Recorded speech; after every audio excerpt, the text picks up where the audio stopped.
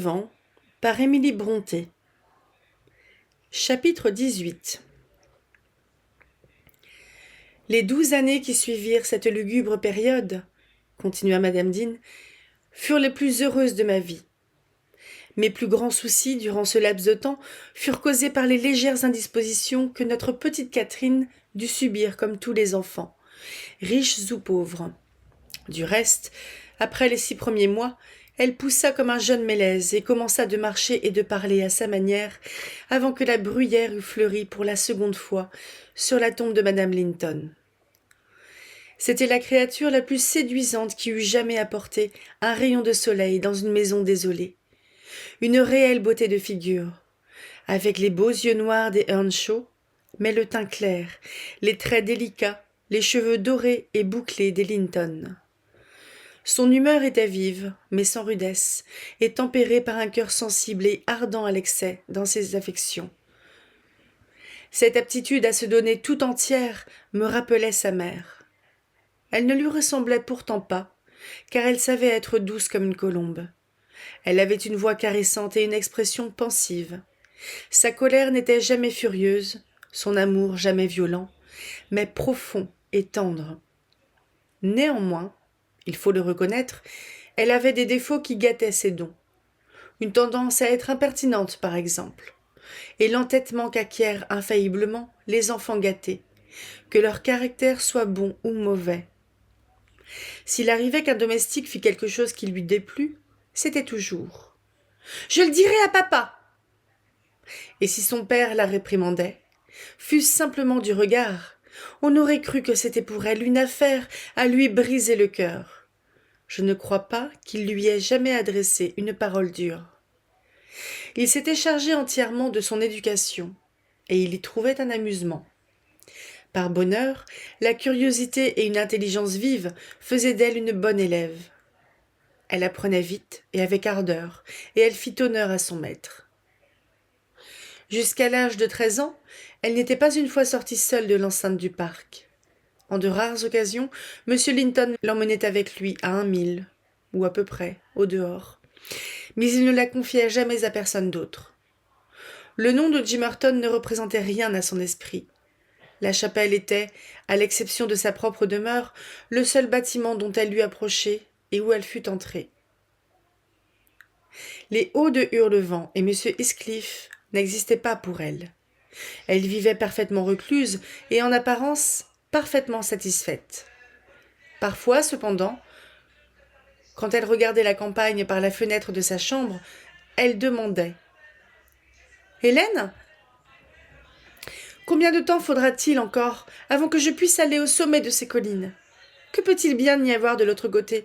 Est-ce la mer ?»« Non, Miss Cathy, ce sont encore des collines, toutes pareilles à celles-ci. »« Et à quoi ressemblent ces rochers dorés quand on est à leurs pieds ?» demanda-t-elle une fois. La chute abrupte des rochers de Penistone attirait particulièrement son attention, surtout quand le soleil couchant brillait sur eux et sur les sommets environnants, et que tout le reste du paysage était dans l'ombre. Je lui expliquai que c'étaient de simples masses de pierre dont les interstices contenaient à peine assez de terre pour nourrir un arbre rabougri. « Et pourquoi sont-ils encore clairs si longtemps après qu'il fait sombre ici ?»« Parce qu'ils sont à une bien plus grande altitude que nous.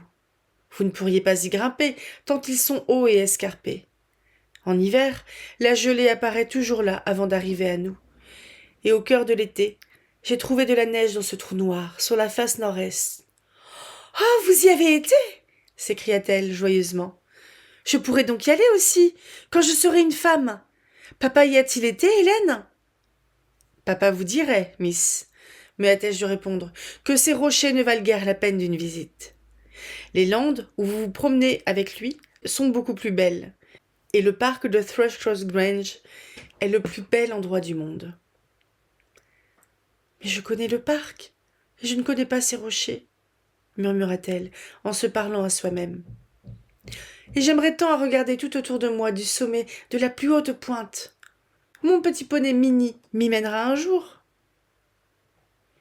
Une des servantes ayant parlé devant elle de la grotte des fées, elle eut la tête toute bouleversée du désir de mettre à exécution ce projet. Elle ne cessait d'en importuner M. Linton, si bien qu'il promit qu'elle ferait cette excursion quand elle serait plus âgée. Mais Miss Catherine mesurait son âge par mois, et la question « Maintenant, suis-je assez âgée pour aller au rocher de Penistone ?» revenait constamment sur ses lèvres. Dans un de ces lacets, la route qui y conduisait passait tout près de Hurlevent.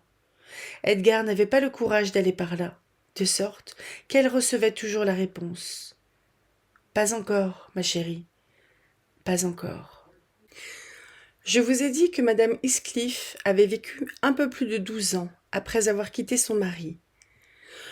On était d'une constitution délicate dans sa famille. Ni elle, ni Edgar n'avaient cette santé robuste qu'on rencontre en général dans ces parages-ci. Je ne sais pas exactement ce que fut sa dernière maladie. La conjecture qu'ils moururent tous deux de la même manière, d'une sorte de fièvre, lente à son début, mais incurable, et menant rapidement leur existence vers la fin. Elle écrivit à son frère pour l'informer de l'issue probable du mal dont elle souffrait depuis 4 mois, et le supplier de venir la voir, si cela lui était possible. Car elle avait bien des choses à régler. Elle désirait lui faire ses adieux, et laisser Linton en sûreté entre ses mains. Son espoir était que Linton pourrait rester avec lui, comme il était resté avec elle. Son père, elle l'aimait à s'en persuader, ne tenait pas à assumer le fardeau de son entretien et de son éducation. Mon maître n'hésita pas un moment à satisfaire à cette requête. Quelle que fût, en temps ordinaires, sa répugnance à quitter sa maison, il se hâta de répondre à cet appel. Il recommanda Catherine à ma vigilance toute spéciale pendant la durée de son absence, avec des ordres réitérés pour qu'elle ne dépassât point les portes du parc, même sous mon escorte. Il ne lui venait pas à l'esprit qu'elle pût sortir sans être accompagnée. Il fut absent 3 semaines.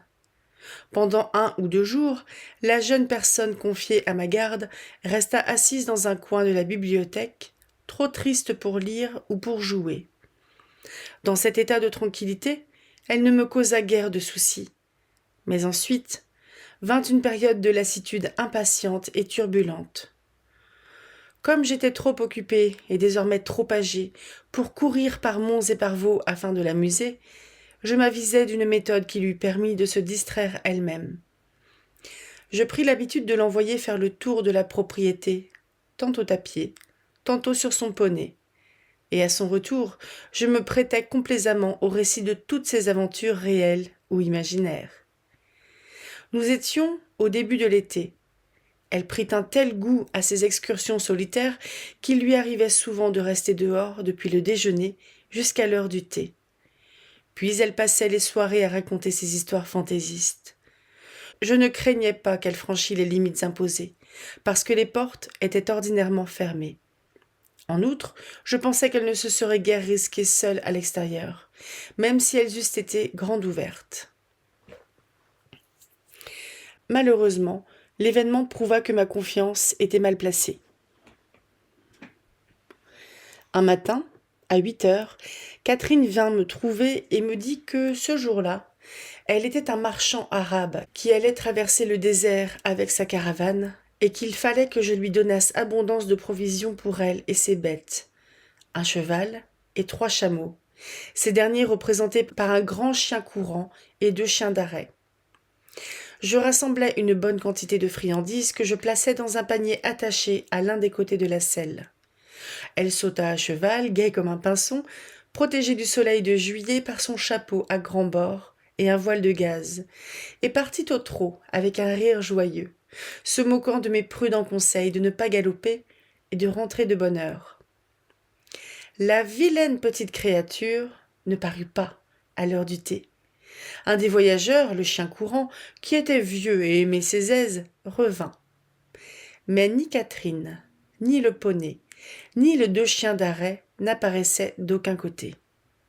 Je dépêchai des émissaires sur ce sentier-ci, puis sur celui-là, et enfin je partis moi-même au hasard à sa recherche. Un paysan travaillait à une clôture autour d'une plantation sur les confins de la propriété. Je lui demandai s'il avait vu notre jeune maîtresse. « Je l'ai vue ce matin, » répondit-il. Elle m'a prié de lui couper une baguette de noisetier, puis elle a fait sauter son Galloway par-dessus la haie qui est là-bas, à l'endroit le plus bas, et elle a disparu au galop. Vous pouvez imaginer mon état d'esprit quand j'appris ces nouvelles. L'idée me vint aussitôt qu'elle devait être partie pour les rochers de Penistone. « Que va-t-il lui arriver ?» m'écriai-je, en passant à travers une brèche que l'homme était en train de réparer. Je gagnai directement la grande route et marchai aussi vite que pour gagner un pari, 1000 sur 1000. Un tournant du chemin m'amena en vue des hauts, mais je ne découvrais Catherine ni de près, ni de loin. Les rochers se trouvent à 1 mille et demi au-delà de la maison de M. Heathcliff, qui est elle-même à 4 milles de la grange, de sorte que je commençais à craindre d'être surprise par la nuit avant d'y parvenir. « Et si elle a glissé en essayant d'y grimper ?» pensai-je. « Si elle s'est tuée ou brisé quelques membres ?» Mon anxiété était vraiment pénible. Et j'éprouvai d'abord un soulagement délicieux quand j'aperçus, en passant rapidement près de la ferme, Charlie, le plus vif des chiens d'arrêt, couché sous une fenêtre, la tête enflée et une oreille en sang.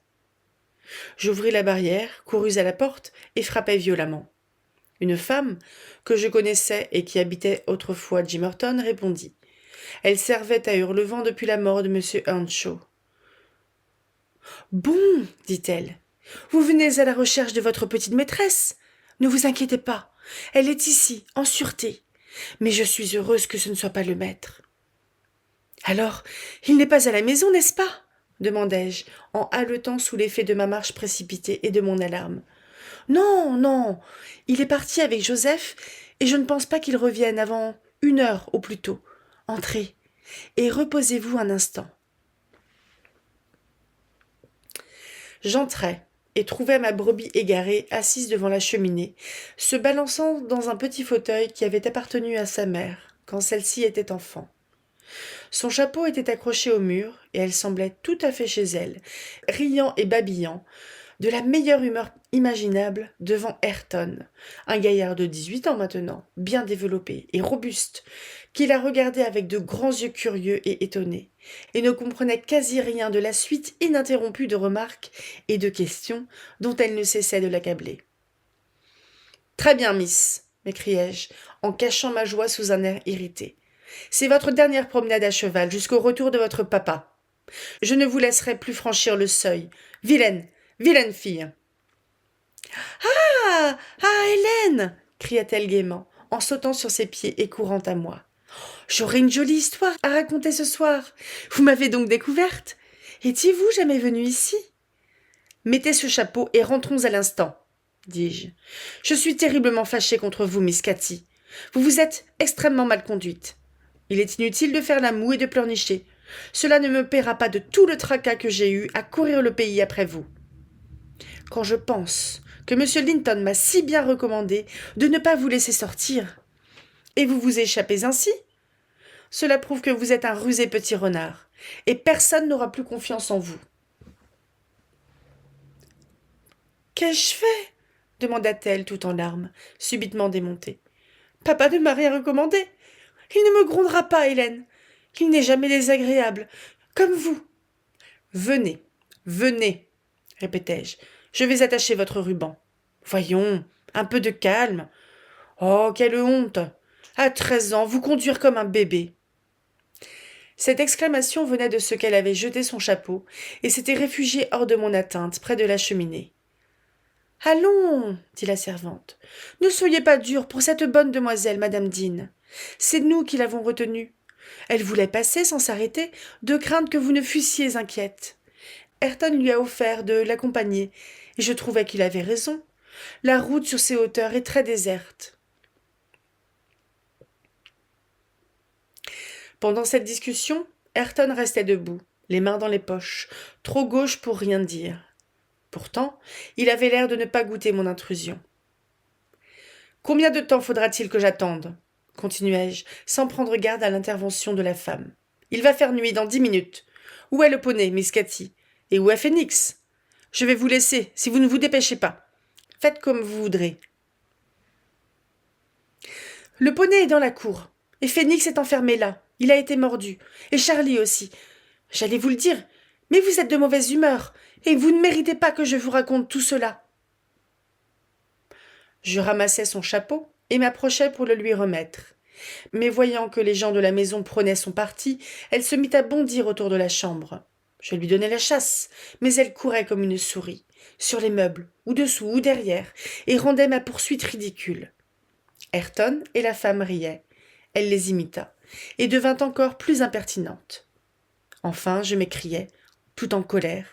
« Eh bien, Miss Cathy, si vous saviez à qui est cette maison, vous auriez hâte d'en sortir. »« Elle est à votre père, n'est-ce pas ?» dit-elle, en se tournant vers Ayrton. « Non, » répondit-il, la tête baissée et en rougissant de timidité. Il était incapable de supporter en face le regard de Catherine, bien que les yeux de celle-ci fussent tout à fait semblables aux siens. « À qui, alors ? À votre maître ?» Il rougit encore plus fort, mais sous l'influence d'un sentiment différent, marmotta un juron et se détourna. « Qui est son maître ?» continua l'ennuyeuse petite fille en s'adressant à moi. « Il a parlé de notre maison et de nos gens. Je le croyais fils du propriétaire. Il ne m'a jamais appelé Miss. C'est ce qu'il aurait dû faire, n'est-il pas vrai, si c'est un domestique ?» À ce discours puéril, Ayrton devint sombre comme un nuage d'orage. Je secouai sans mot dire la questionneuse et finis par réussir à l'équiper pour le départ. « Maintenant, allez chercher mon cheval, » dit-elle à son parent ignoré, comme si elle avait parlé à un des petits palefreniers de la grange. « Et vous pouvez venir avec moi. Je voudrais voir l'endroit où le chasseur de lutins apparaît dans le marais, et avoir des détails sur les fées, comme vous les appelez. Mais dépêchez! Qu'y a-t-il? Allez me chercher mon cheval, vous dis-je. »« Tu peux bien être damné avant que je te serve de domestique, » grommela le jeune homme. « Je peux bien être... » « Quoi ?» demanda Catherine, surprise. « Damné !»« Damné, insolente péronnelle !»« Là, Miss Cathy, vous voyez dans quelle belle compagnie vous êtes venue vous fourvoyer, » interrompis-je. « Voilà de jolis mots à employer devant une jeune fille. Je vous prie de ne pas commencer à disputer avec lui. Venez, allons chercher Minnie nous-mêmes et partons. »« Mais, Hélène !» s'écria-t-elle, les yeux grands ouverts, immobile d'étonnement. « Comment ose-t-il me parler ainsi? Ne faut-il pas le forcer de faire ce que je lui demande? Vilaine créature! Je répéterai à papa ce que vous m'avez dit. Eh bien, voyons !» Ayrton ne parut pas effrayé de cette menace. Elle se mit à pleurer d'indignation. « Amenez le poney !» commanda-t-elle, en se tournant vers la femme, « et lâchez mon chien, à l'instant !»« Doucement, miss, » répondit la servante. « Vous ne perdrez rien à être polie. Quoique monsieur Ayrton que voici ne soit pas le fils du maître, il est votre cousin, et je ne suis pas payée pour vous servir. »« Lui, mon cousin !» s'écria Cathy, avec un rire méprisant. « Oui, certainement, » répliqua celle qui lui faisait la leçon. « Oh, Hélène, ne leur laissez pas dire de pareilles choses, » poursuivit-elle très troublée. « Papa est allé chercher mon cousin à Londres. Mon cousin est fils d'un gentleman. Ça, mon... » Elle s'arrêta et se mit à pleurer à chaudes larmes, bouleversée à la simple idée d'avoir une parenté avec un tel rustre.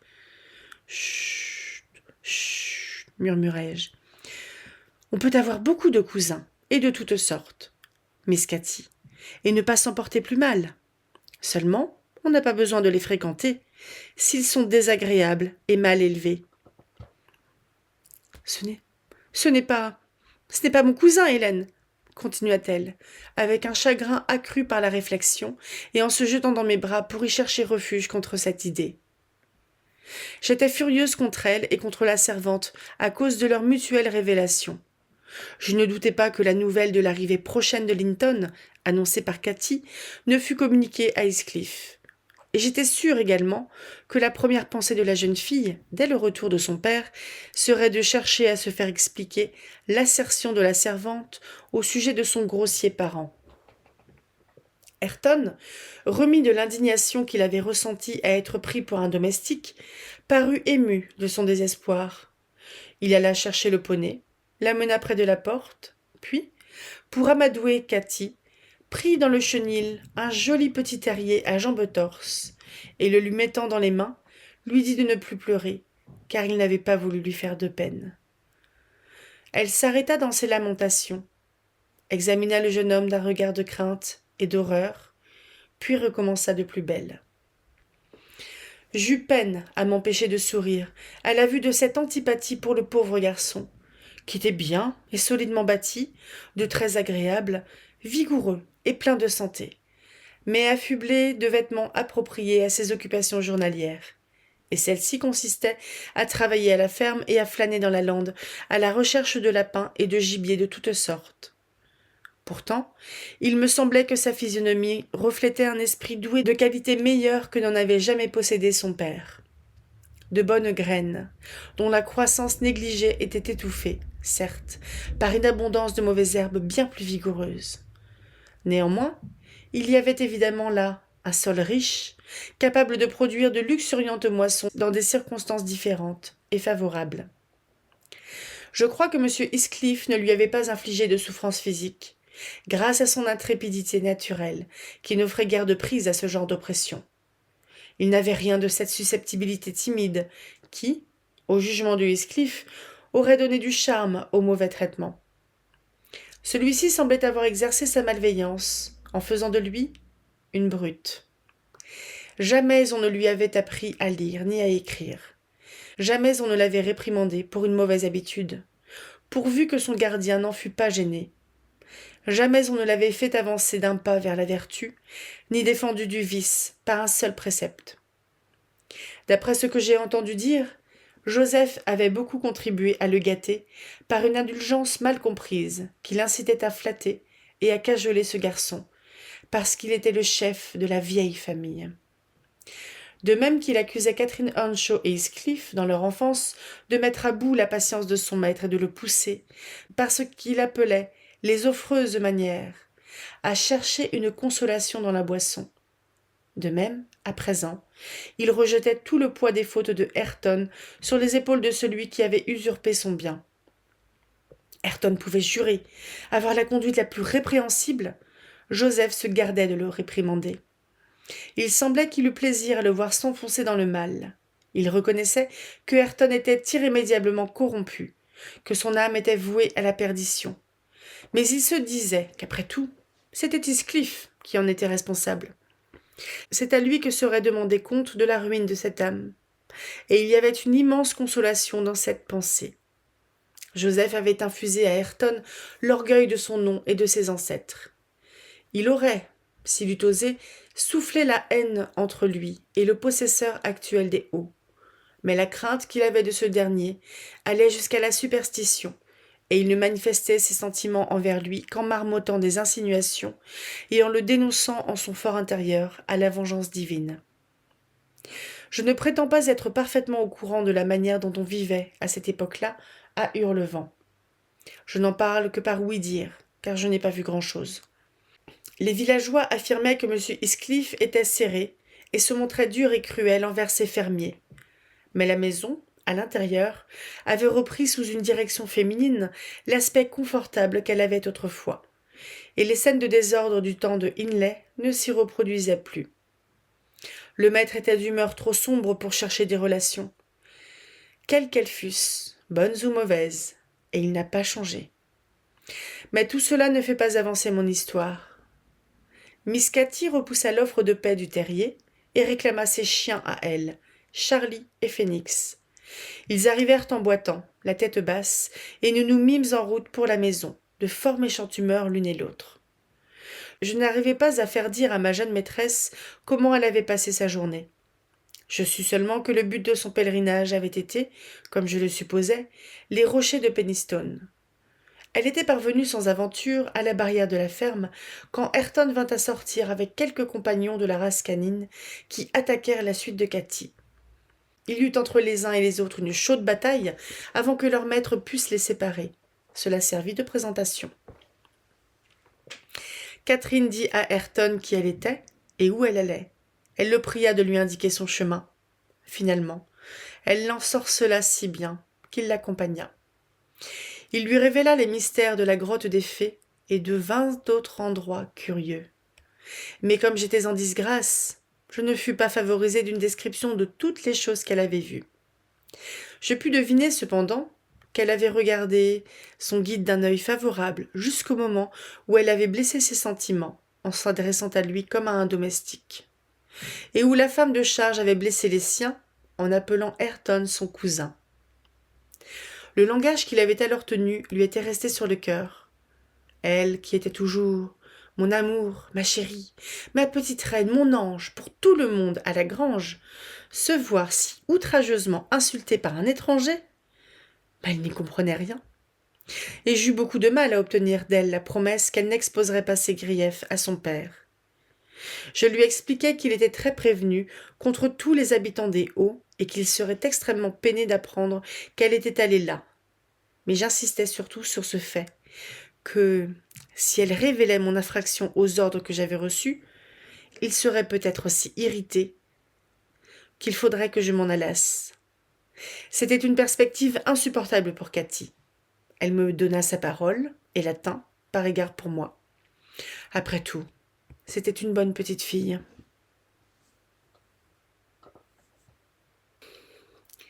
Chapitre 19.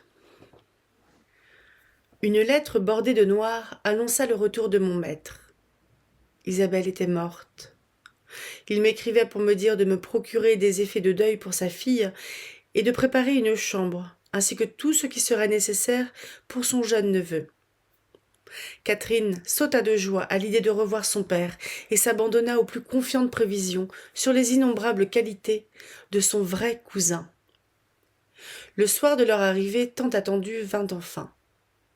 Dès la première heure, elle s'était occupée de mettre en ordre ses petites affaires.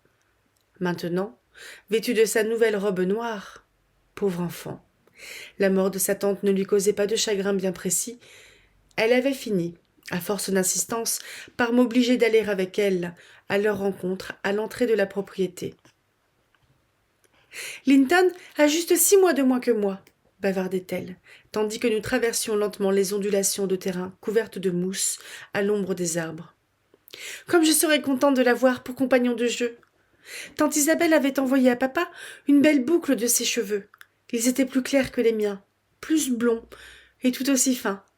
Je l'ai soigneusement gardé dans une petite boîte de verre, et j'ai souvent pensé au plaisir que j'aurais à voir celui sur la tête de qui elle avait été prise. Oh, je suis si heureuse. Et papa, mon cher papa, allons, Hélène, courons, allons, courons. » Elle courut, revint, courut encore plusieurs fois avant que mes pas plus mesurés eussent atteint la porte du parc. Puis, elle s'assit sur le talus gazonné au bord du chemin et essaya d'attendre patiemment. Mais c'était impossible. Elle ne pouvait pas rester 1 minute en repos. « Comme il tarde !» s'écria-t-elle. « Ah, je vois de la poussière sur la route. Ils arrivent !»« Oh non ! Quand seront-ils ici ? Ne pourrions-nous aller un peu sur la route, pendant un demi-mille, Hélène ? Juste pendant un demi-mille, seulement. Dites oui, je vous en prie, jusqu'à ce bouquet de bouleaux au tournant. » Je refusai formellement. Enfin, son attente cessa. La voiture des voyageurs apparut. Miss Cathy poussa un cri et tendit les bras dès qu'elle aperçut la figure de son père penché à la portière. Il descendit, presque aussi impatient qu'elle, et un intervalle de temps considérable s'écoula avant qu'ils pussent accorder une pensée à quelqu'un d'autre qu'eux-mêmes. Pendant qu'ils échangeaient leurs caresses, je jetai un regard dans la voiture pour voir Linton. Il dormait dans un coin, enveloppé dans un chaud manteau de fourrure, comme si l'on eût été en hiver. C'était un garçon pâle, délicat, efféminé, qu'on aurait pu prendre pour le jeune frère de mon maître, tant était forte la ressemblance. Mais il y avait dans son aspect une irritabilité maladive qu'Edgar Linton n'avait jamais eue. Ce dernier s'aperçut de ma curiosité. Après m'avoir serré la main, il me dit de refermer la portière et de ne pas déranger l'enfant, car le voyage l'avait fatigué. Cathy aurait volontiers jeté un coup d'œil sur lui, mais son père lui dit de venir, et ils remontèrent le parc à pied ensemble, tandis que j'allais en avant avertir les domestiques. « Maintenant, ma chérie, dit M. Linton en s'adressant à sa fille, quand ils s'arrêtèrent au bas des marches du perron. N'oublie pas que ton cousin n'est ni aussi fort ni aussi joyeux que toi et qu'il vient de perdre sa mère tout récemment. Ne t'attends donc pas à le voir jouer et courir avec toi dès aujourd'hui. Ne le fatigue pas en parlant trop. Laisse-le tranquille, ce soir au moins. Veux-tu ? Oui, oui, papa, répondit Catherine. Mais je voudrais bien le voir. Il n'a pas mis une seule fois la tête à la portière. La voiture s'arrêta. Le dormeur fut réveillé et déposé à terre par son oncle. Voici ta cousine Cathy, Linton, dit Edgar, en mettant leurs petites mains l'une dans l'autre. Elle t'aime déjà beaucoup. Aie soin de ne pas la chagriner ce soir en pleurant. Tâche d'être gai à présent. Le voyage est terminé, et tu n'as plus qu'à te reposer et à t'amuser, comme tu l'entendras. Laissez-moi aller me coucher alors, répondit le jeune garçon, en se dérobant aux embrassades de Catherine. Et il porta la main à ses yeux pour essuyer les larmes qui s'y formaient. Voyons, voyons, il faut être bien sage, lui dis-je tout bas, en l'introduisant dans la maison. Vous allez la faire pleurer aussi. Voyez comme elle compatit à votre peine. Je ne sais si c'était par compassion pour lui, mais le fait est que sa cousine faisait une aussi triste figure que lui-même. Elle retourna près de son père, tous trois entrèrent et montèrent dans la bibliothèque où le thé était préparé. Je débarrassai Linton de sa casquette, de son manteau, et l'installai sur une chaise près de la table. Mais il ne fut pas plutôt assis qu'il recommença de pleurer. Mon maître lui demanda ce qu'il avait. « Je ne peux pas rester assis sur une chaise, » dit Linton en sanglotant. « Va sur le sofa alors, et Hélène t'apportera du thé, » répondit patiemment son oncle. Celui-ci avait certainement dû être mis à rude épreuve pendant le voyage par cet enfant irritable et souffreteux. Linton se traîna lentement vers le sofa et s'y étendit. Cathy apporta un tabouret et sa tasse à côté de lui. Elle resta d'abord assise en silence, mais ce calme ne pouvait durer. Elle avait décidé d'apprivoiser son petit cousin, et il fallait qu'elle parvînt à ses fins. Elle se mit à caresser ses boucles, à le baiser sur la joue, à lui offrir du thé dans sa soucoupe, comme à un bébé, ce qui lui plut, car il n'était guère que cela. Il sécha ses yeux, et son visage s'éclaira d'un faible sourire. « Oh, cela ira très bien, » me dit le maître, après les avoir observés une minute. « Très bien, si nous pouvons le garder, Hélène. La société d'un enfant de son âge lui infusera bientôt un esprit nouveau, et à force de souhaiter d'être vigoureux, il finira par le devenir. » Oui, si nous pouvons le garder, pensai-je en moi-même. Je fus assailli par le triste pressentiment que c'était là un bien faible espoir. Et alors, me disais-je, comment cet être faible pourra-t-il vivre à Hurlevent ? Entre son père et Ayrton, quelle compagnie et quels exemples pour lui ! Nos doutes furent vite résolus, plutôt même que je ne m'y attendais. Je venais de faire monter les enfants, le thé fini, et voyant Linton endormi, il ne m'avait pas laissé partir avant, j'étais redescendu, et je me trouvais dans le vestibule près de la table, en train d'allumer une bougie pour M. Edgar, quand une servante sortit de la cuisine et m'informa que Joseph, le domestique de M. Heathcliff, était à la porte et désirait parler au maître. « Il faut que je lui demande d'abord ce qu'il veut, » dis-je, très agité. « C'est une heure bien peu convenable pour déranger les gens, et au moment qu'il rentre d'un long voyage. Je ne pense pas que le maître puisse le recevoir. » Comme je prononçais ces paroles, Joseph, ayant traversé la cuisine, se présentait dans le vestibule. Il avait revêtu ses habits du dimanche, sa figure la plus confite en dévotion et la plus revêche. Et tenant d'une main son chapeau et de l'autre sa canne, il se mit en devoir d'essuyer ses pieds sur le paillasson. « Bonsoir, Joseph, » dis-je d'un ton glacial. « Quelle affaire vous amène ce soir ?»« C'est à M. Linton qu'ils ont à parler, » répondit-il, en m'écartant d'un geste dédaigneux. « M. Linton est en train de se coucher. À moins que vous n'ayez quelque chose de particulièrement important à lui communiquer, je suis sûr qu'il ne vous recevra pas maintenant. Vous feriez mieux de vous asseoir là et de me confier votre message. Où qu'est sa chambre ? Poursuivit le drôle, examinant la rangée de portes fermées. Je vis qu'il était décidé à refuser ma médiation. Je montai donc à contre-cœur dans la bibliothèque et annonçai le visiteur importun, en conseillant de l'ajourner au lendemain. M. Linton n'eut pas le temps de m'y autoriser, car Joseph était monté sur mes talons, et faisant irruption dans la pièce, il se planta à l'extrémité de la table, les 2 poings serrés sur la tête de sa canne. Il commença sur un ton élevé, comme s'il prévoyait de l'opposition. « Heathcliff m'a envoyé quérir son gars, et j'ose ordre de ne point revenir sans lui. » Edgar Linton resta silencieux pendant 1 minute. Une expression de chagrin intense se peignit sur ses traits. La situation de l'enfant lui inspirait de la pitié par elle-même.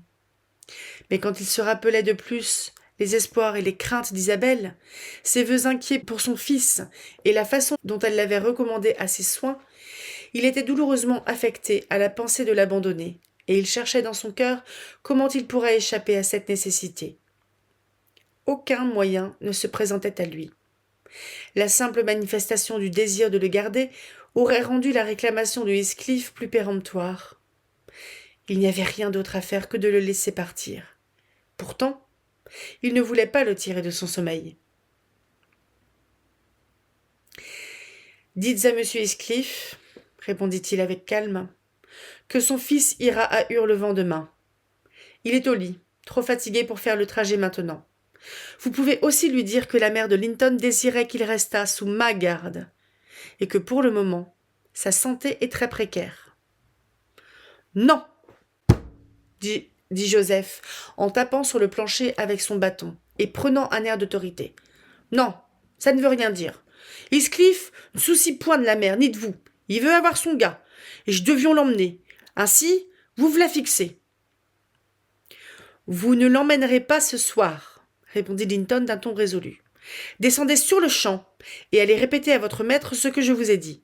Hélène, conduisez-le. Allez. » Puis, poussant du bras le vieillard indigné, il se débarrassa de lui et ferma la porte.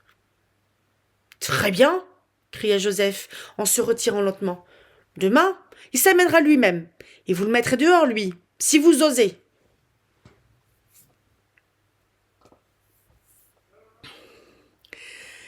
Chapitre 20. Pour parer au danger qu'aurait entraîné l'exécution de cette menace, M. Linton me chargea de conduire l'enfant chez son père de bonne heure, sur le poney de Catherine.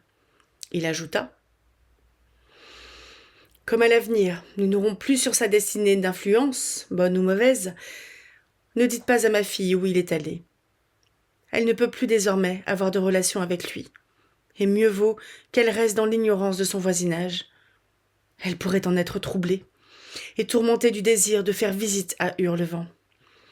Dites-lui simplement que son père l'a envoyé chercher brusquement, et qu'il a été obligé de nous quitter. » Linton montra beaucoup de répugnance à sortir de son lit à 5 heures, et fut surpris en apprenant qu'il devait se préparer à un autre voyage. Mais j'adoucis la chose en lui expliquant qu'il allait passer quelque temps avec son père, M. Heathcliff, qui, dans sa grande envie de le voir, n'avait pas voulu différer ce plaisir jusqu'à ce qu'il fût tout à fait remis de ses fatigues. « Mon père » s'écria-t-il, étrangement perplexe. « Maman ne m'a jamais dit que j'avais un père. Où habite-t-il ? Je préférerais rester avec mon oncle. »« Il habite à peu de distance de la grange, » répondis-je, « juste derrière ces collines. Pas assez loin pour que vous ne puissiez venir à pied ici quand vous vous sentirez vigoureux. Vous devriez être content d'aller chez vous et de le voir. Il faut que vous vous efforciez de l'aimer, comme vous aimiez votre mère. Et alors, il vous aimera. Mais pourquoi n'ai-je pas entendu parler de lui jusqu'ici ? Pourquoi maman et lui ne vivaient-ils pas ensemble, comme font les autres personnes ? Il avait des affaires qui le retenaient dans le nord, et la santé de votre mère exigeait qu'elle résidât dans le sud. « Et pourquoi ne m'a-t-elle jamais parlé de lui ?» insista l'enfant. « Elle parlait souvent de mon oncle, et il y a longtemps que j'ai appris à l'aimer. Comment pourrais-je aimer papa ? Je ne le connais pas. » Oh, tous les enfants aiment leurs parents. Votre mère pensait peut-être que vous auriez envie d'être avec lui si elle vous en avait parlé souvent. Dépêchons-nous, Une promenade matinale à cheval par un si beau temps est bien préférable à 1 heure de sommeil en plus. Est-ce qu'elle vient avec nous demanda-t-il. La petite fille que j'ai vue hier. Pas à présent. Et mon oncle? Non, c'est moi qui vous accompagnerai là-bas. Linton retomba sur son oreiller, plongé dans une sombre rêverie. Je n'irai pas sans mon oncle, s'écria-t-il enfin. Je ne sais pas où vous voulez m'emmener. J'essayais de le persuader que ce serait bien méchant à lui de faire preuve de répugnance à aller rejoindre son père. Mais il résistait opiniâtrement à tous mes efforts pour l'habiller, et il me fallut avoir recours à l'assistance du maître pour le décider à sortir du lit.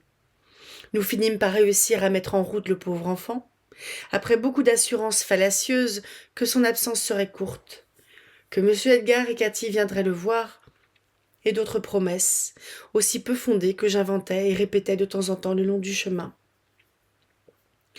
La pureté de l'air embaumé de la senteur des bruyères, l'éclat du soleil et la douce allure de Minnie soulagèrent son abattement au bout d'un moment. Il se mit à me faire des questions sur sa nouvelle demeure et sur les habitants de celle-ci, avec assez d'intérêt et de vivacité. Les Hauts de Hurlevent sont-ils un endroit aussi plaisant que Thrushcross Grange demanda-t-il, en jetant un dernier regard sur la vallée, d'où montait un léger brouillard qui formait un nuage floconneux bordant le bleu du ciel. La propriété n'est pas aussi enfouie dans les arbres, répondis-je, et elle n'est pas tout à fait aussi grande, mais on y jouit d'une très belle vue sur le pays. L'air y sera plus sain pour vous, plus vif et plus sec. Vous trouverez peut-être au début le bâtiment vieux et sombre, bien que ce soit une demeure respectable, la meilleure des environs, après la grange. Et puis vous verrez de si belles courses dans les Landes. Ayrton Earnshaw, qui est l'autre cousin de Miss Cathy, et par suite le vôtre en quelque sorte, vous montrera tous les coins les plus agréables. Vous pourrez emporter un livre quand le temps sera beau, et faire d'un creux verdoyant votre salle d'études. Il est possible que parfois votre oncle vienne faire une promenade avec vous. Il se promène souvent sur les collines. Et comment est mon père? Est-il aussi jeune et aussi beau que mon oncle? Il est aussi jeune, mais il a les cheveux et les yeux noirs et l'air plus sévère. Il est aussi plus grand et plus fort. Il ne vous paraîtra peut-être pas d'abord aussi doux et aussi aimable, parce que ce n'est pas son genre.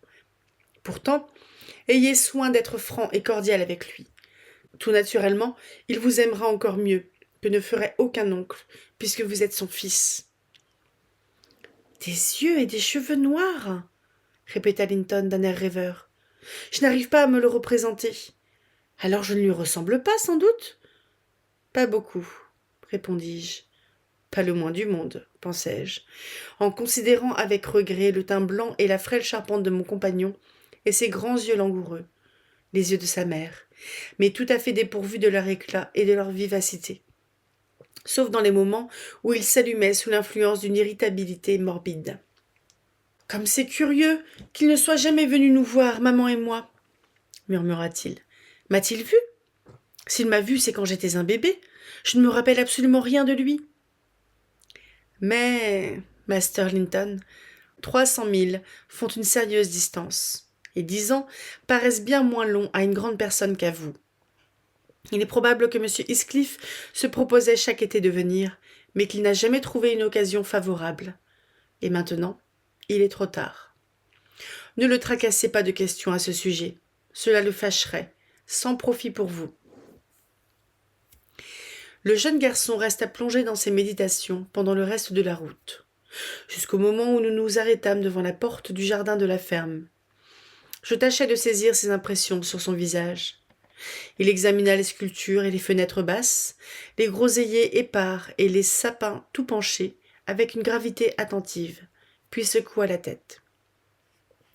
Ses sentiments intimes désapprouvaient complètement l'extérieur de sa nouvelle demeure, mais il eut le bon sens de différer ses plaintes. Il pouvait y avoir une compensation à l'intérieur. Avant qu'il mît pied à terre, j'allai ouvrir la porte. Il était 6h30. Le déjeuner venait de prendre fin, la servante débarrassait et essuyait la table. Joseph se tenait debout près de la chaise de son maître et lui racontait quelque histoire à propos d'un cheval boiteux. Ayrton se préparait à aller au foin. Eh, Nelly, dit M. Heathcliff en m'apercevant, je craignais d'être obligé de venir chercher mon bien, moi-même. Vous me l'avez amené, n'est-ce pas? Voyons ce que nous pourrons en faire. Il se leva et se dirigea vers la porte. Ayrton et Joseph suivaient, pleins de curiosité. Le pauvre Linton jeta un regard effrayé sur ces trois visages. Sûrement, dit Joseph, après une grave inspection, qu'il a fait un troc avec vous, maître, et que c'est sa fille que v'là. Heathcliff, ayant fixé sur son fils un regard qui le couvrit de confusion, laissa échapper un rire méprisant. Dieu, quelle beauté, quelle ravissante, quelle charmante créature, s'écria-t-il. On a dû le nourrir d'escargots et de petits laits, hein, Nelly? Oh, le diable m'emporte. Mais c'est encore pis que ce que j'attendais. Et le diable sait que je n'espérais pourtant pas grand-chose. Je dis à l'enfant, tremblant et tout déconcerté, de descendre de cheval et d'entrer.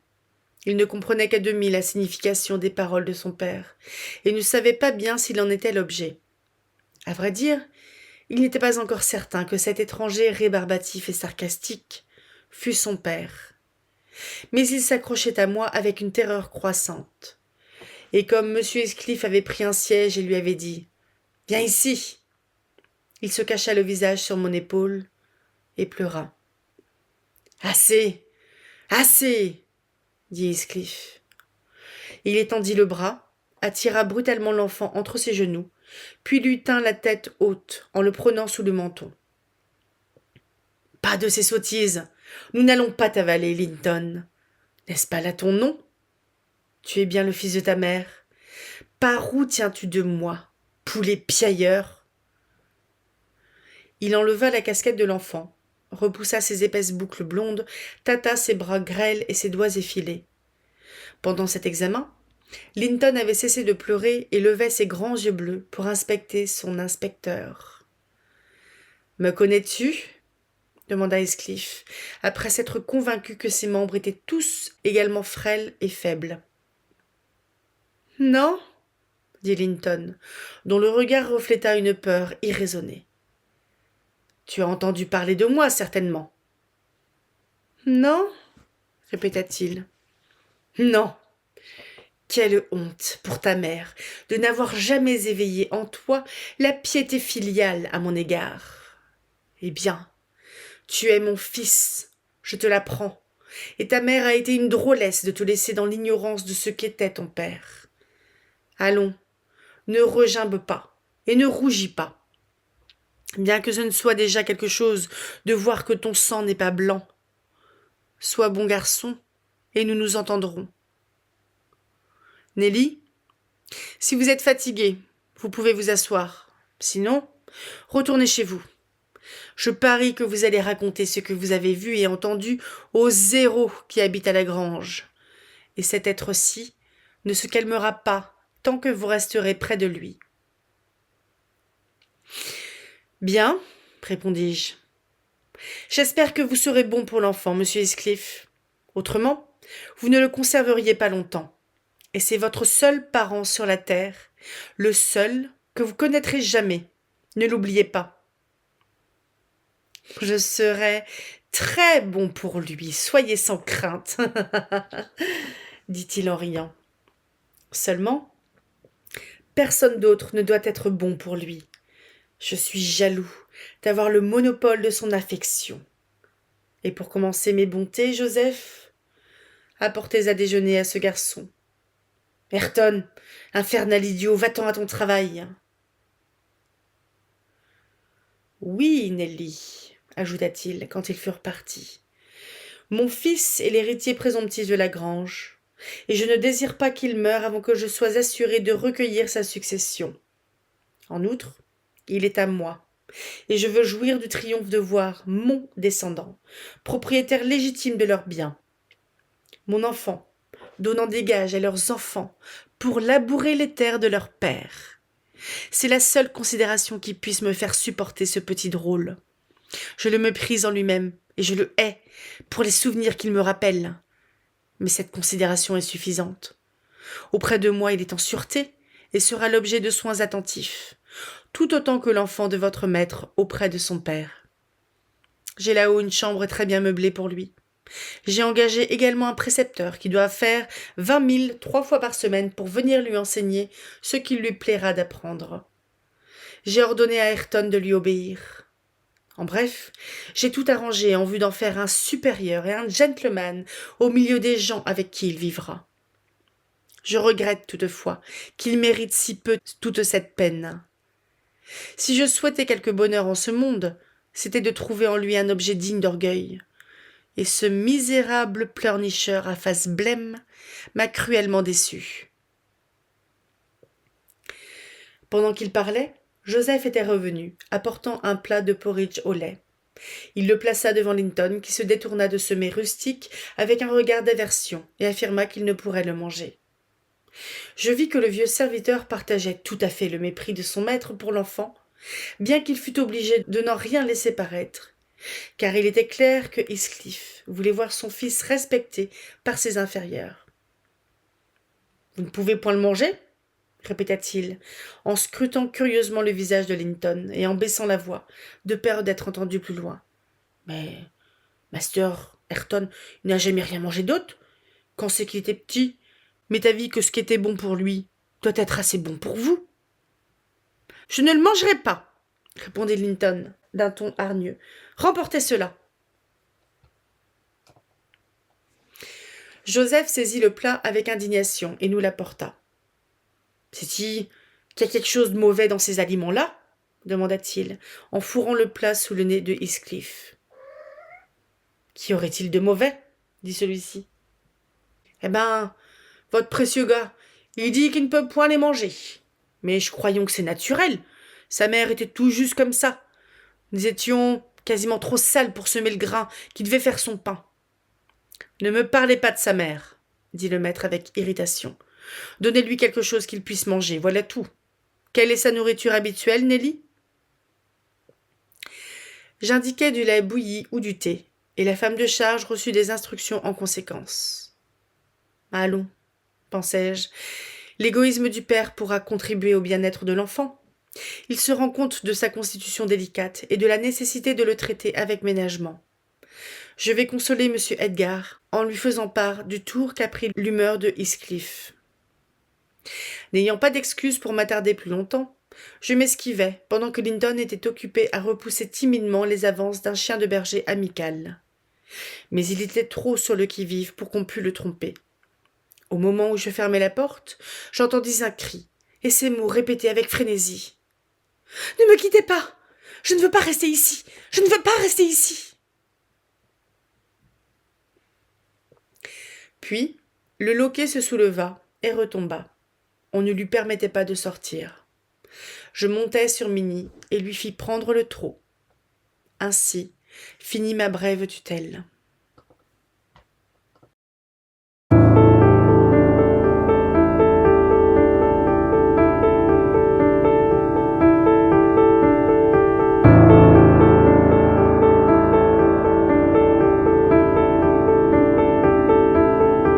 Bonjour et bienvenue à la ressourcerie de l'écrivain et à ce nouveau vlog lecture sur les hauts de Hurlevent.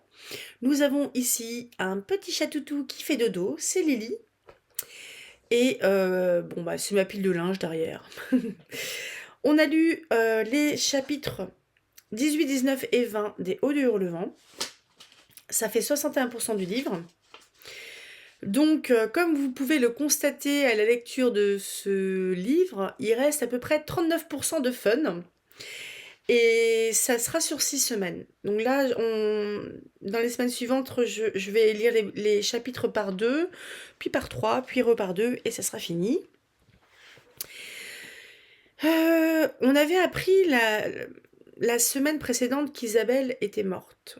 C'était juste mentionné. Je trouve qu'il y avait une espèce de flou au niveau de la manière dont Nelly racontait l'histoire à Monsieur Lockwood.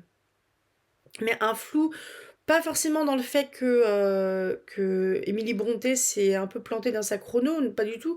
C'est plus le flou de quelqu'un qui raconte une histoire à l'oral et qui, à un moment, en fait, fait des digressions, reprend le fil de son histoire, etc. Et je trouve elle est quand même super douée pour montrer toutes les micro-réactions au cours de dialogue, quand il y a de la tension et tout ça. C'est vraiment hyper doué. Le truc qui est assez... C'est pas spécialement drôle, mais on avait une Catherine Earnshaw, donc Catherine Mère, qui avait un sacré caractère et qui était plutôt frondeuse, à défier l'autorité, etc.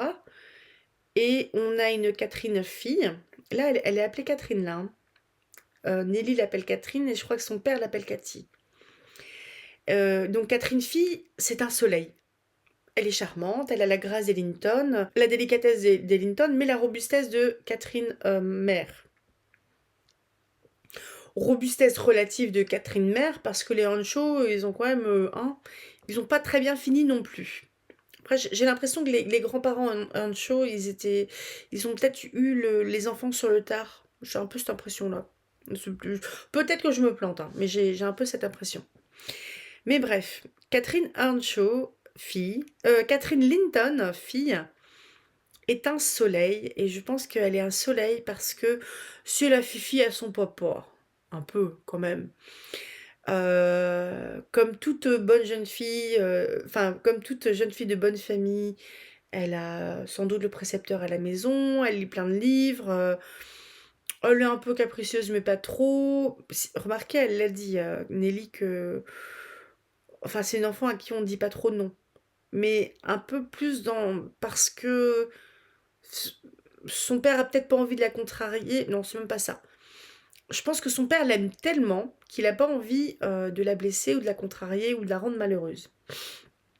Alors que Catherine Mère, elle était capricieuse, elle faisait des choses qu'elle n'avait pas forcément le droit, genre courir les prairies avec Heathcliff. Mais là, c'était plutôt de la provoque. Et je pense que c'était des gamins aussi où ça resplendissait pas non plus. C'était pas une maison pleine d'amour. Je pense que le père Earnshaw, il aimait ses gamins, mais je crois aussi que c'est un peu comme pour son fils, quand sa femme meurt, ça devient plus compliqué. Puis l'arrivée de Heathcliff, ça a jeté un froid quand même, hein. Ce qui est compréhensible aussi parce qu'il arrive un peu, moi, papa, poum, tiens, j'ai décidé ça. Tiens, en fait, j'ai ramené un enfant. Mais donc Catherine, moi, j'aime bien cette personnalité et je sais pas si vous vous souvenez les premiers chapitres où il y a Monsieur Lockwood qui arrive au haut de Hurlevent, qui à un moment il est paumé en fait parce que Catherine Linton, Catherine Heathcliff, parce qu'elle va se marier elle va se marier avec le fils de Heathcliff. Je ne sais pas si vous vous souvenez au tout début, quand Monsieur Lockwood va visiter les Hauts de Hurlevent parce que il vient de louer la grange et puis il veut aller faire un coucou aux voisins. Catherine est là, il y a une ambiance un peu tendue et Monsieur Lockwood il n'arrive pas trop à savoir qui c'est elle. Tout comme il ne sait pas trop non plus qui est Ayrton. Et le truc qui est assez paradoxal d'ailleurs dans la position d'Ayrton, il me fait mal au cœur moi Ayrton, hein. Enfin, on sent que c'est pas le méchant, mais qu'il est rusto, quoi. Il est fruste, ouais, il est rustre, c'est un rustre. Et Ayrton, il est traité comme un domestique, mais il sait qu'il n'est pas un domestique. Il sait qu'il est l'héritier. Après, on parle d'héritage usurpé. Il y a quand même l'autre qui picolait à mort, qui faisait des paris avec Heathcliff. Je crois surtout qu'Heathcliff, il a quand même gagné, on va dire, les hauts de Hurlevent. Il les a rachetés, hein. Il a acheté les hauts de Hurlevent, mais parce que l'autre, il gérait rien. Et parce qu'il était endetté envers lui. Donc, héritage usurpé, ça, c'est une espèce de diabolisation du côté Paris, jeu d'argent et tout ça, mais ce qui s'entend, hein. Puis Inlay, c'était quand même pas le mec très fréquentable non plus. Après, bon, là, on apprend donc qu'Isabelle est morte. Isabelle Linton, qui est devenue Madame Heathcliff. On le savait déjà, ça avait été mentionné dans les chapitres précédents, donc la semaine dernière. Et je pense aussi que là, Linton, donc le fils de Heathcliff, il a été gâté pourri par sa maman parce que c'était un peu la septième merveille du monde et que elle voulait tellement pas qu'il finisse avec son père elle l'a complètement occulté en fait l'existence de Heathcliff. Donc tu m'étonnes, la douche froide là pour arriver.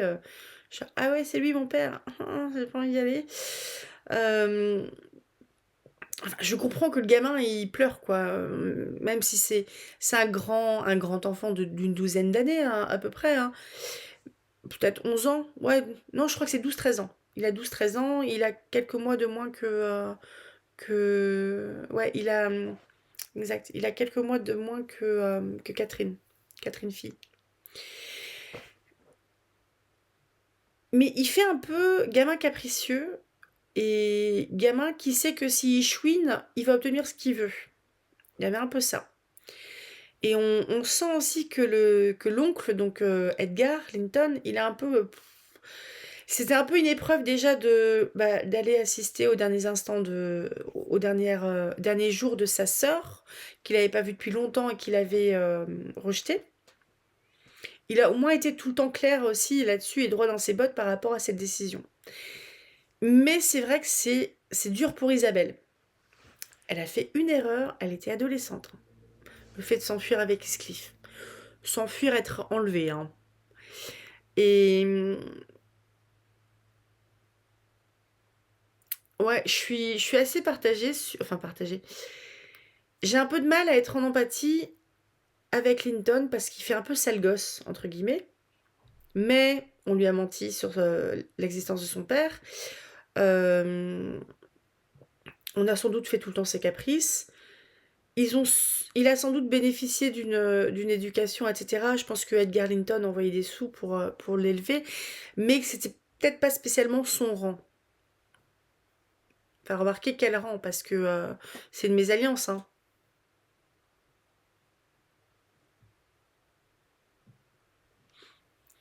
C'est une mésalliance entre Isabelle Linton et Heathcliff. Heathcliff, c'est personne. Je sais pas si c'était possible à l'époque d'adopter. Je pense que si, ça existait, ça.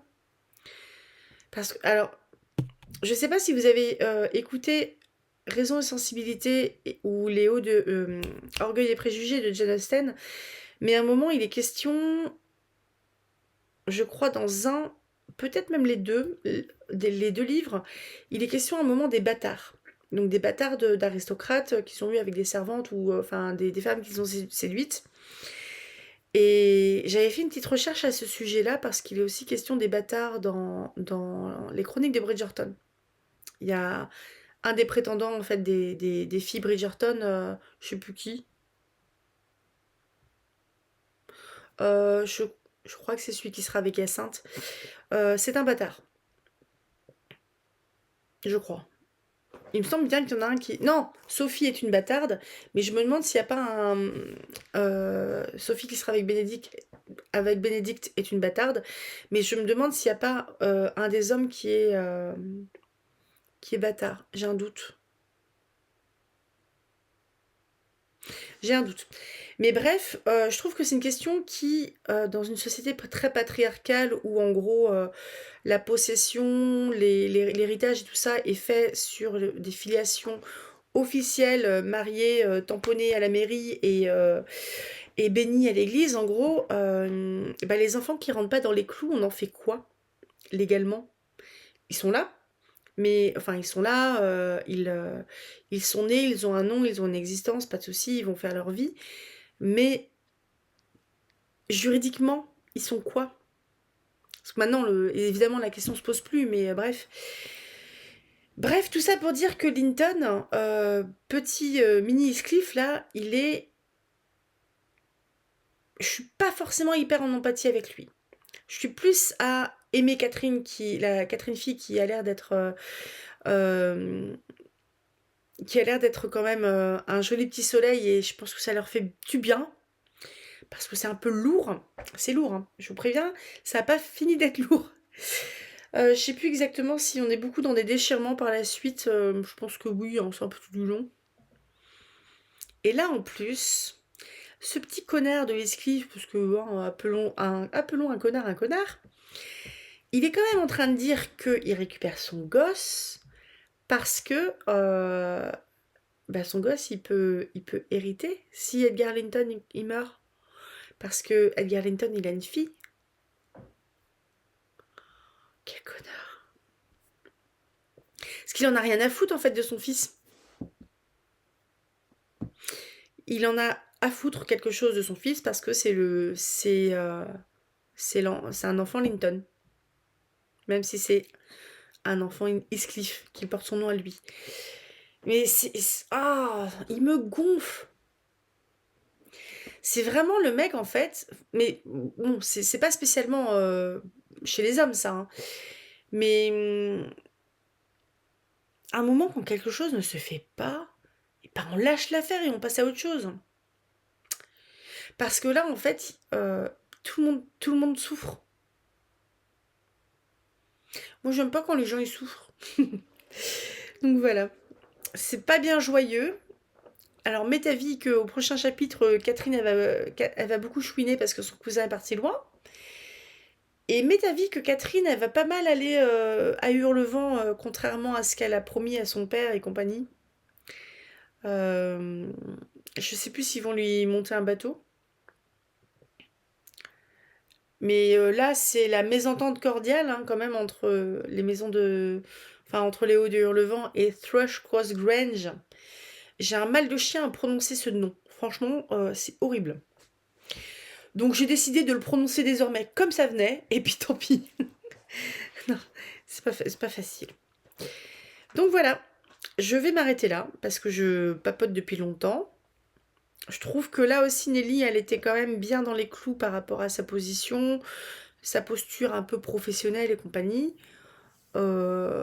Joseph aussi, mais bon, Joseph, il est pas très finot, donc il obéit à ses ordres. Mais Nelly était bien là. Des fois, je trouve qu'elle est un peu... elle déborde. Avec Catherine, mère. Et là, ils sont en train de dire que Nelly, elle se sent vieillir. J'ai l'impression qu'elle a 40 ans. Je suis vexée. Je suis affreusement vexée. Voilà, je boude d'Émilie Brontë.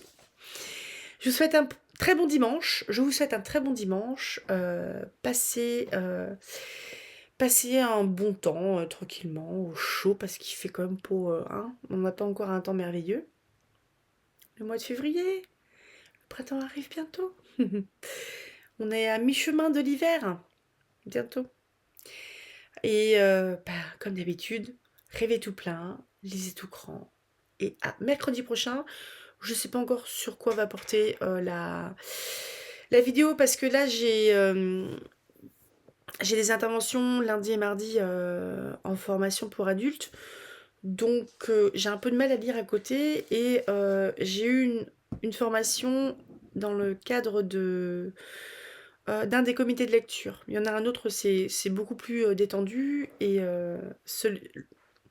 celui qui a fait des formations, c'est beaucoup plus carré, mais c'est vachement intéressant. Ce qui fait que je suis peut-être pas débordée non plus, mais j'ai des trucs à faire, et ça va se calmer après, là. Ça va se calmer. Donc on verra ce qu'il y aura mercredi. Très bon dimanche. Salut!